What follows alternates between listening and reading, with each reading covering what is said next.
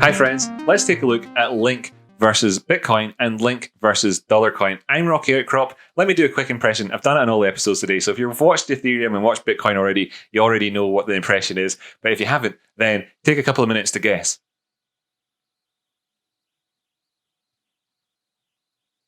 Okay, there's our impression for you. I hope you like it. Let's take a look at the charts. This is Bitcoin, of course, the Link versus the Bitcoin, Chainlink versus Bitcoin. And what we're looking at here is we've come up towards this high of this pitchfork, down towards the low of the pitchfork, determining the region for the pitchfork itself. We came then up towards the upper line of it, went down towards the lower line of it, broke down past it, as we talked about in yesterday's episode as being a possibility. Came down here, actually, the bodies of the in terms of closes have been supported by this 50% Fibonacci, and we haven't achieved a golden pocket retrace on this thing. If we were to do that over the next wee while, we could do both at once in terms of staying within this pitchfork, which is an inside pitchfork, by the way. Just show you. If it was a different style, then it wouldn't work, just so you know, original, all the rest of it. This is an inside, so therefore, negative pitchfork here in this one. And we could be looking down towards this golden pocket if we were to do that. Okay, so that's what we could be looking to. And those targets coming in at that 100,000 Satoshi level. We're 121,000 at the minute, and we don't need to go there. Let's just bring up the oscillator so we can get a little bit of an idea about things. Overall, though, we are looking between the two lows. This is clearly a downward trend, right, since the 17th of August. Okay, we're agreed on that. Nice one.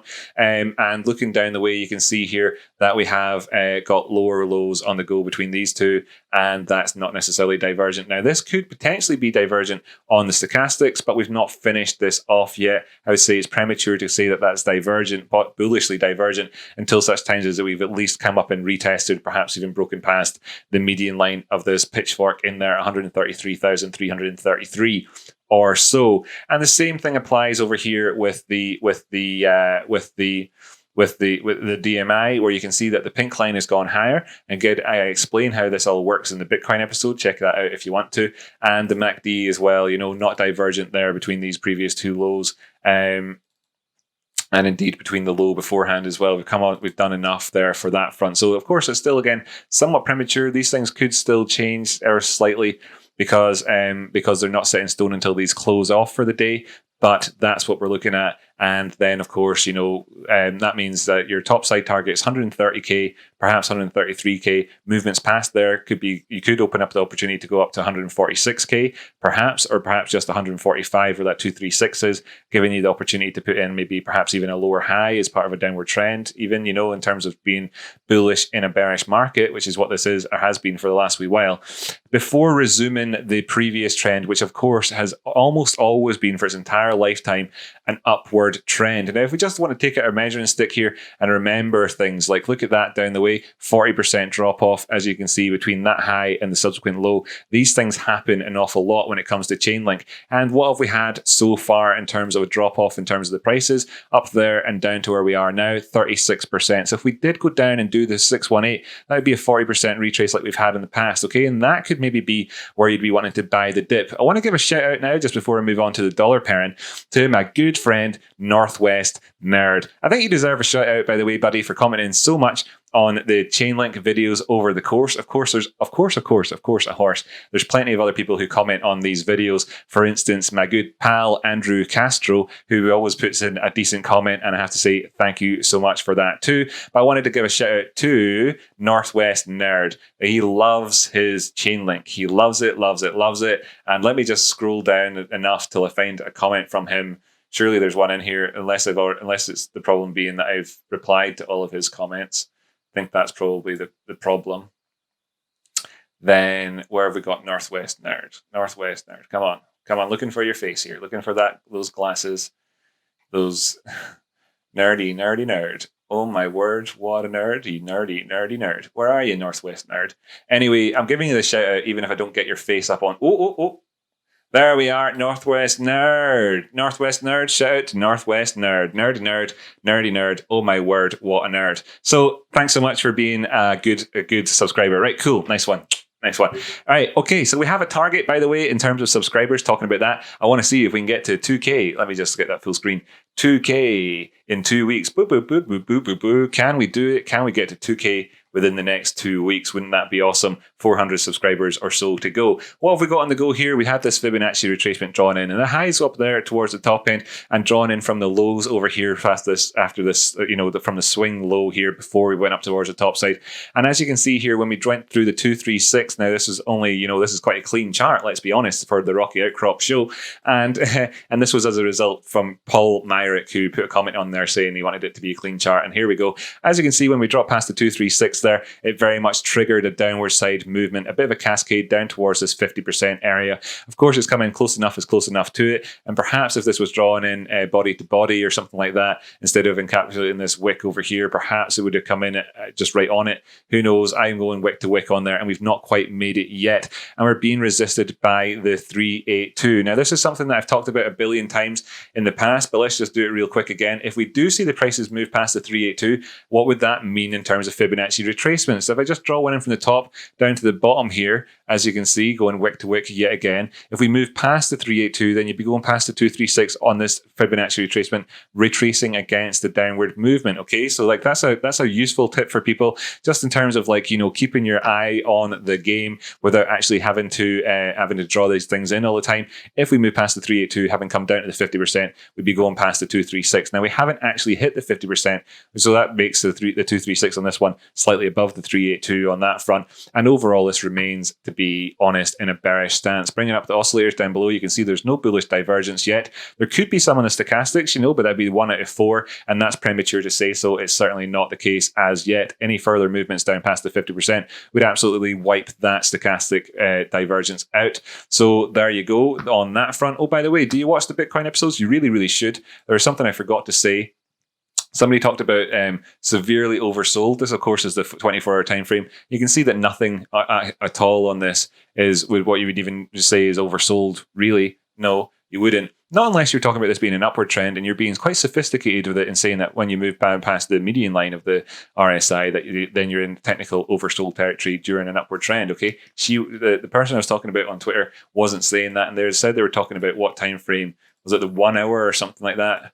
I mean, she's basically a really awful trader, this woman. So I can't tell it. Don't know where she was talking about it.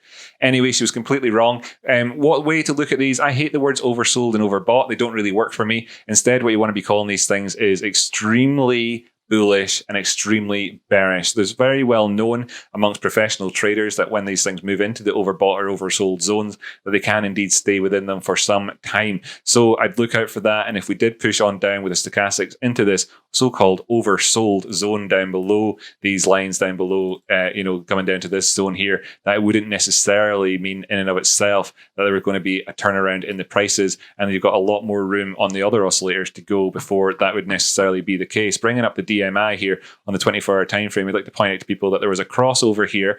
This was obviously a bearish signal, which I pointed out with extreme clarity during the episodes as well. So there's that bearish signal there, and indeed it is very much confirmed as being bearish with this here remaining above the 20 zone, because the ADX could have dropped down below 20 and shown you that there was maybe just a burning off of that bearishness, but indeed it remains on the charts. Are you aware of that? Well, you certainly are now. If this was actually to come back down and be rejected by the 30 line, and I like to talk about this as well, this goes beyond the textbook by a large degree with the DMI, but this is one of the more complicated oscillators out there, and I recommend you take your time, so really take your time, talking like years here, to get used to using these things, of course, in detail. But if we come down below 30, then I'd be interested in that, and I'll be keeping an eye out for how it interacts with the ADX at that particular point. Of course, I will, looking at examples of this in the past. For instance, this bullish area where we were coming up in prices back there, 23rd of June here, we had a bit of a pullback in around that dropping down period, but then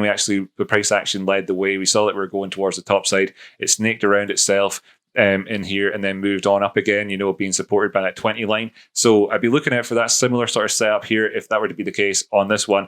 But of course, if we do go down for our full golden pocket retrace, we're talking about that $8.50 area. Really on this one, bearing in mind that we've talked about that, and we talked about $20 as being the take profit for the long side on the way up. So people, Rocky Outcrop out there, and I'm sure, despite the fact that Northwest Nerd doesn't actually trade. You might be able to vouch for me in terms of the comments down below me. If you're watching it up to this point, you could say to people, and of course, if he doesn't comment at all, right, then you know that he didn't watch the full episode, right? Okay, so don't, but you could take this opportunity to say, yeah, man, you were right. You did say $20 was the top there and whatever else. So that's that. Now, why am I pointing it out so explicitly? Is because I'm going to reel all that back in now, okay? I've done a solid 10 months of technical analysis, solid 9 months of technical analysis, where I've led everybody 95% of the way towards their targets or more. In the recent times here, I talk about teaching the man to fish, and they can fish all the time.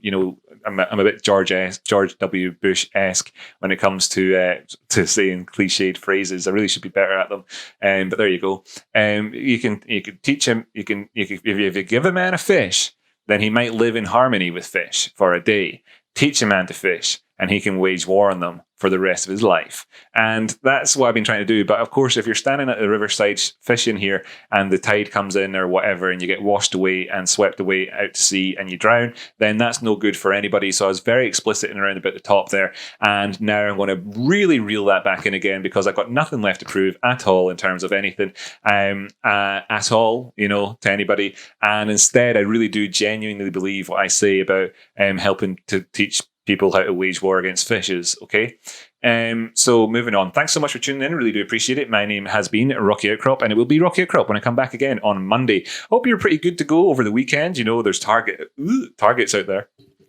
When things would turn around to be positive in terms of just some simple sort of perspectives. I did say in the previous episodes I'd stick the moving averages back on. If we get supported here by the 55 and the 50 simple, that would be pretty decent. But if we don't, then we could be looking down at the 144 at that golden pocket zone right now.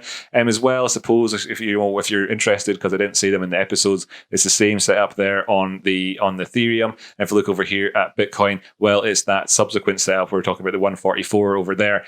So often people wonder why I have the 144 on the charts. It does actually, it is actually a thing. It's just it doesn't get a look in every single episode. But there's plenty of things that you can do. And of course, you can watch all of the previous episodes to get educated on trading. Join the Discord where you can chat to people and maybe amongst yourselves figure out some more stuff over the weekend. And I'll be back again on Monday. Thank you so much. I'll catch you then.